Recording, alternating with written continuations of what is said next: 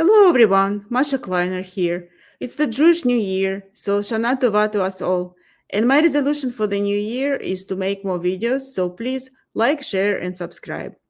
I would like to talk about the Canadian Prime Minister Mark Carney. This week he made a gift to the Jewish community of Canada and recognized the Palestinian state. Ironically, only last week the Jewish leaders met with him, did a photo op together, and posted gratefully. Even more ironically, other Jewish leaders met with him the next day and celebrated Rosh Hashanah. I'm going to use the word ironically a lot because all other words to describe the situation would be censored.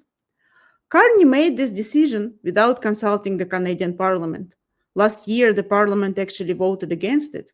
So maybe Carney is taking his inspiration from Mahmoud Abbas and playing dictator. Which brings us to the next level of irony. Who is governing the newly recognized Palestinian state? Mahmoud Abbas in Ramallah, the head of the Palestinian Authority, is in the 20th year of his 4-year term.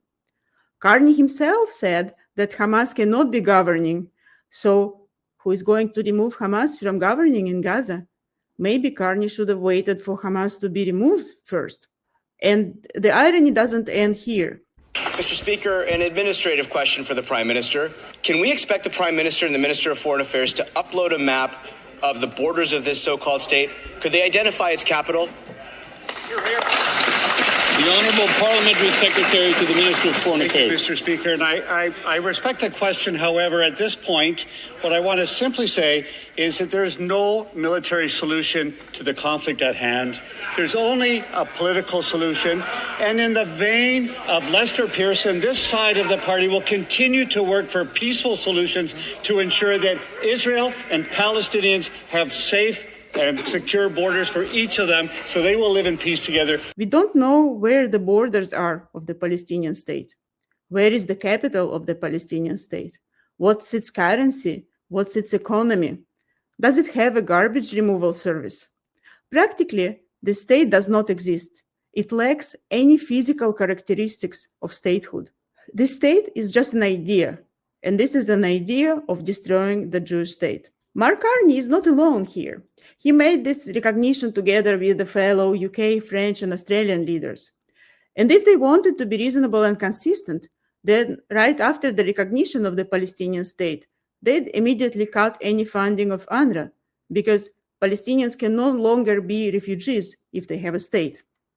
They would have designated the Palestinian state as a state sponsor of terrorism, because the Palestinian Authority still pays the pay-for-slay stipend for terrorists who kill Israelis. But if all those Western leaders had any common sense to begin with, they wouldn't have recognized the Palestinian state at all. Hamas thanked the Canadian Prime Minister for the 4th, I think, time this year, or 5th.